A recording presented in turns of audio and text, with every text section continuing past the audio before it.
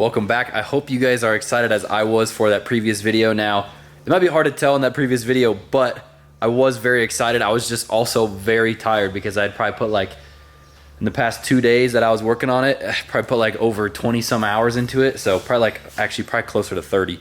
I did basically like 2 15-hour days, but I am really excited for it.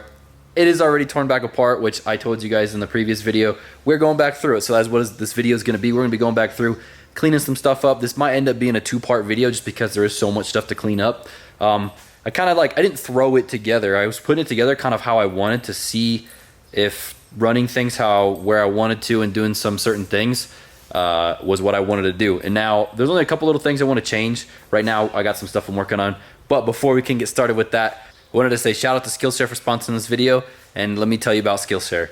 Skillshare is an online learning community with thousands of classes for creative and curious people. You can explore new skills, deepen your existing passions, and get lost in creativity. It's curated specifically for learning, so that means there's no ads, and they're always launching new premium classes. So you can stay focused and follow wherever your creativity will take you. Skillshare is also very affordable. It is only $10 a month with an annual subscription. Skillshare makes practice super easy. Most of the classes are very short and simple and get directly to the point. Learning with Skillshare is very easy because they have short lessons and hands-on projects. This makes reaching your goals in whatever topic you want very easy to do with Skillshare. When you join Skillshare, you can also sign up for their live classes. You can experience real-time inspiration with popular teachers while watching and working along other members.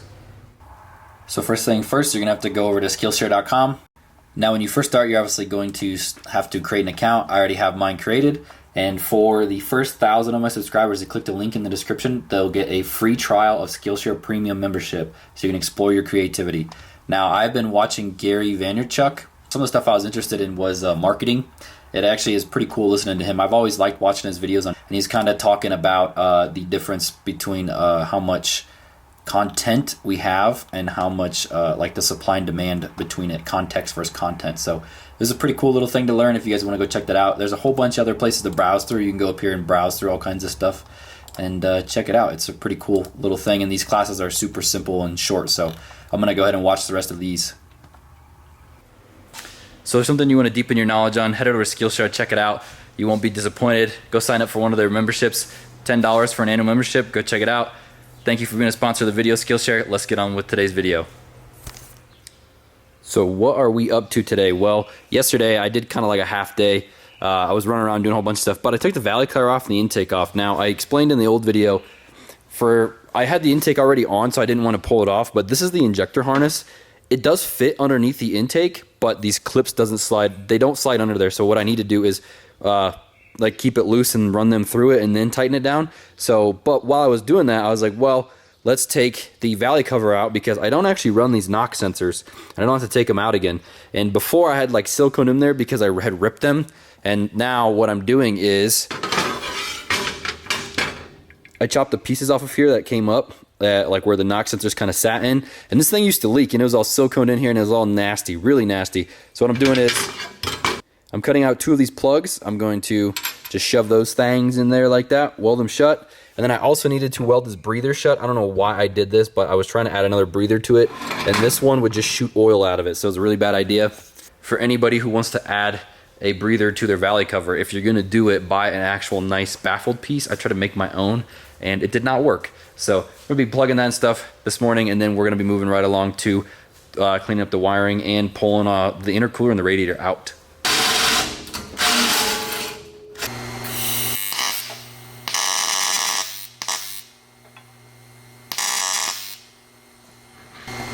Did I really just do that?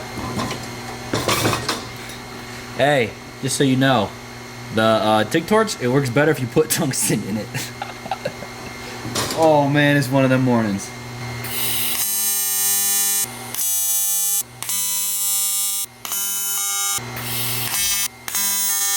I know some of you guys at home are saying, oh, I got this done by the way, as you can see. Plugs are welded in there. I plugged this hole like I said I was gonna. You already know the deal.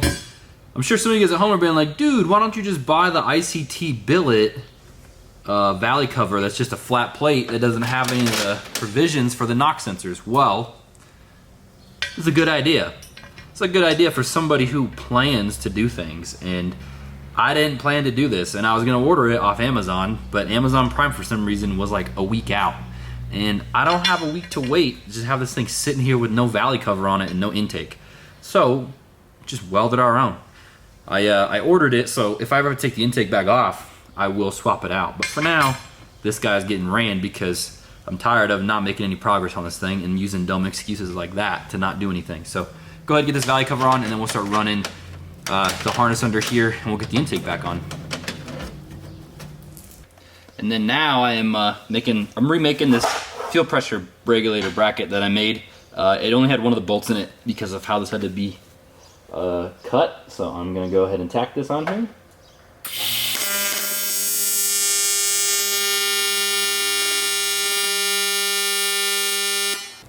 It's the next day. Yesterday was a little bit of a fiasco just because I went and got a new phone, and I don't know what it is. I don't know if everybody else experienced this, but whenever I go get a new phone for some reason, it should only take me like maybe 30 minutes to do it, right? 30, 40 minutes. And for some reason, it always takes me half a day. Like, it took me an hour and a half for them to set up my phone, and then none of my stuff would transfer. So I had to go back there and then back again. It was ridiculous. It was like a 4 or 5 hour ordeal yesterday. So I went and got a new phone yesterday, but I did make a little bit of progress. As you can see, I got this little mount for the regulator made. It is way different. So before I just had a piece of flat stock coming off of this, I put a piece of tubing on it and then a piece of angle iron. So it's not as flimsy as it was before. Like before it would just vibrate. It also had the stock bracket that came with it, and it's really thin. And I think that's why it was vibrating. So I got everything all on there. It's ready to put the intake on. And then over here, as you can see, I ran the injector harness up underneath it, so it's all cleaned up. Before it's up above it all. I got everything all plugged in so it runs underneath it, and then also the IAC down here and the TPS sensor will be ran underneath as well. So that way there won't be a big harness up here. So let's go ahead and install the intake now.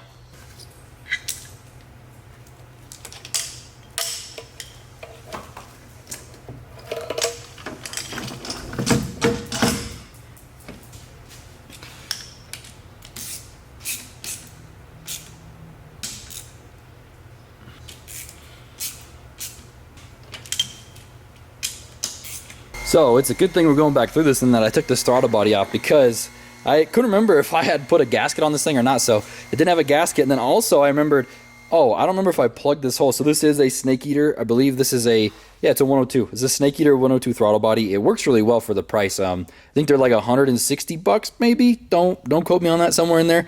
It's super cool. They work really nice. They're basically like the eBay ones, but I feel like they're a little bit nicer. Like as far as how the throttle blade opens, they work really well. But I'm gonna go ahead and plug this hole really quick, and then we will get it installed. And then another thing I like to do is, it's not just because of this brand throttle body, I like to do it to all of them because I have seen these throttle blade screws come out. So I like to pull them out and then red Loctite them in. It's just a nice peace of mind.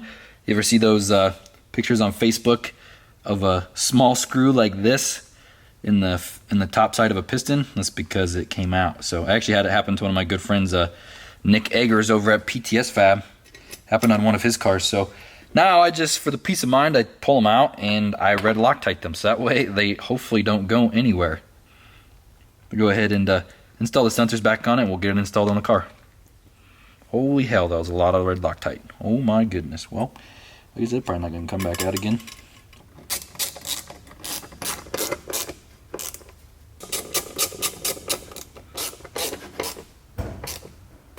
So now that I went ahead and got the intake and everything back on there, the throttle body, the wiring is all done. What I want to do is, I didn't really specify in the video. I didn't really specify in the previous video, but I did, but you couldn't really hear me. The lifters are making quite a bit of noise. It's probably just because they've been sitting for so long and there's like hardly no oil in them. I couldn't run the car for very long before, or like really rev it too high because it's getting hot because there's no water in the coolant system at all. So to fix that problem, what we need to do is I need to go ahead and take this radiator out. I need to clean it out, but I need to weld a cap over this because this used to have a radiator cap on it, but of course this is our secondary, well, this is our primary radiator, but I'm not going to be filling it from here, so I don't need that. And then I was waiting on this bend over here that's sitting over here. I need to weld the radiator cap to this. So it's going to come up off of here a little bit and hopefully be the highest point in the coolant system, so it's super easy to bleed. I still have to do some stuff and figure out is the steam port setup. I need to figure out what I want to do. I don't want to order just a generic kit because I don't think it's going to work with how my stuff is ran. So I went ahead and got everything back on here. I got the radiator capped, as you can see here. I got the filler neck welded onto this one, and then I got the lines all ran and installed. I actually did take the intercooler off and clean it out as well. I don't really think it needed it because nothing came out, but I guess it's better safe than sorry. I couldn't remember if I had done it yet, so I'm gonna go ahead and put some water in this thing, and I'm gonna go ahead and start it up, see if we can let it run for a little bit, and then I did get some different oil to swap in there. We will drain the oil and then put new oil in, and I think we're gonna call it for this video. Before we go ahead and start this thing up and let it idle and get some water moving through there and get some oil up into the lifters, I had a couple people saying these are the main like power and ground for the Holley. They want you to connect them right to the battery so they don't get like any interference. And yes, I know this. They're not supposed to be connected to those. They're supposed to be connected directly to the battery. I just for the first start, I just connected them there for a temporary thing. They are going to get ran to the back. So thank you everybody who told me that. I do know it's not the right way, and I will change it here later today. But for now, it's going to get rocked like this. I just wanted to make sure the motor was still good, and there's nothing weird with it because I didn't know how it was. So we'll go ahead and start this thing up. Went ahead and got some of the bugs worked out. Sounds a lot better now. I got it to idle right about like 850, 880, and it sounds pretty good. Got the TPS all set, and then the coolant is gonna be kind of a nightmare to bleed. I had a feeling it was gonna be like this. I need to get the big bleeder thing. It's just like that because there's like so many spots where you can get an air pocket, of course. So I did get it to work though. It's like sitting right around like 185 coolant temp. So let's go ahead and start it up. I did mess with the tip in a little bit, and it actually sounds pretty good. So we'll go ahead and fire her up. Fuel pump, starter.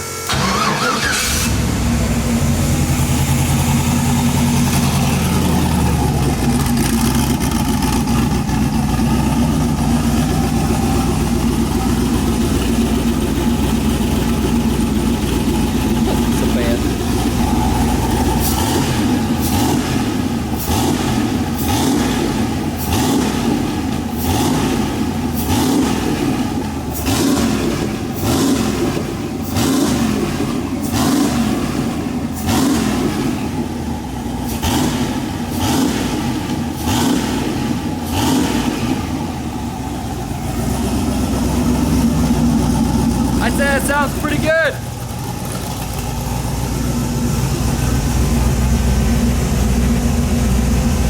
$180. We got like 45 pounds oil pressure. Idling right about like 880, 900, somewhere in there. It sounds pretty good.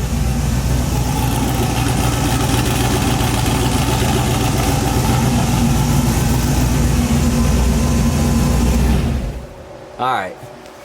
So now that it's got some oil temp in it, and the lifters actually have quieted down quite a bit, I'm really happy with the oil pressure. So I went and got some VR1. It's funny, in the comments, everybody's saying VR1, VR1, after I was like, maybe I should get some Schaefer's. But I've heard such good things about the VR1. The only thing I don't like is local. All they have is 2050. Now, we did loosen the clearances a little bit on this crank. Like, they weren't super loose, but I'm sure 2050 it'll be all right. Like, I'm curious to see if once I put that oil in it, what the oil pressure is going to be. If it's, this thing's always had pretty good oil pressure with just 1040 in it.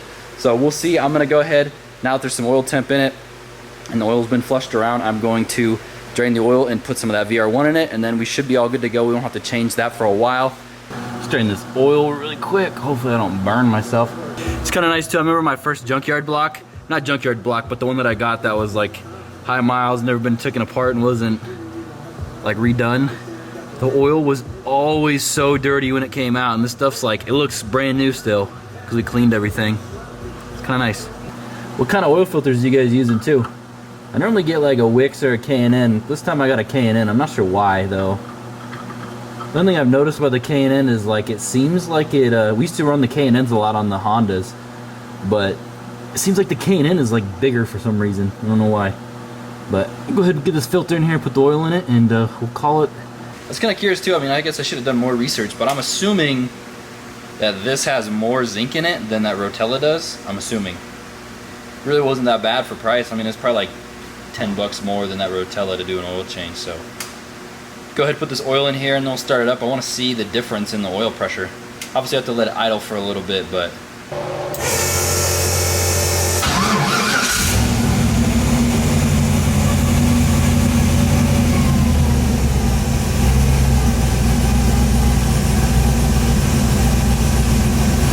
Really not a big difference so far. It's literally at 47 psi. Basically what it was with the 1040 in it. So going from that 1040 to the 2050 really didn't change the oil pressure all that much. I'm sure maybe like higher up in the RPM it will, maybe. Probably won't be a bad thing. So that should be all good to go. I'm excited. I got the break-in oil, well, not the break-in oil, I guess like the flush oil out of there. And the good news is that the lifters sound good. The motor sounds healthy. It's not like, at first I thought maybe like it had lifted a head or something, because like it had flung the belt and then shot the coolant everywhere. And then when we first started up, it was like, looked like it was breathing out of the coolant system. So I was like, oh no, like maybe there's some exhaust getting past it and coming into the coolant system. But it seems to be all good to go. It is kind of a nightmare to bleed. Like I said, I still got to figure out the steam port setup, which I'm going to do later today, get all that stuff ordered. Then once it gets here, I will set that all up, and then that should fix a lot of our issues with it being hard to bleed, just so that way it doesn't like airlock. But yeah, we got a lot of stuff cleaned up in this video. I'm gonna let y'all go. I have a lot of stuff I got to do today. I got to work on a little bit of customer stuff, even though I'm technically not supposed to be, but it's for a really cool project. I will probably show you guys that later. But for now, I think some of the next videos this weekend, I'm gonna be making a couple steps backwards, which I do a lot, as you guys can tell, and we're gonna try to get the seats mounted up in the car. And yeah, I'm not sure exactly what we have planned, but I will be bringing you guys videos at least once or twice a week, trying to get this thing done. And now I know I'm really excited because the car makes noise, it starts up. Now there's still obviously a lot of stuff to clean up and a lot of work to still be done. And that leads me to my next point. I just finished doing my whole schedule till the end of July and part of August. That is how busy I am, and it is a crazy July. So to try to get the car done and make a pass in July seems like a stretch, but I'm gonna try to make it happen. So that is gonna be the goals, is just sometime in July to make a pass. Now I know that's still that's basically 2 months away.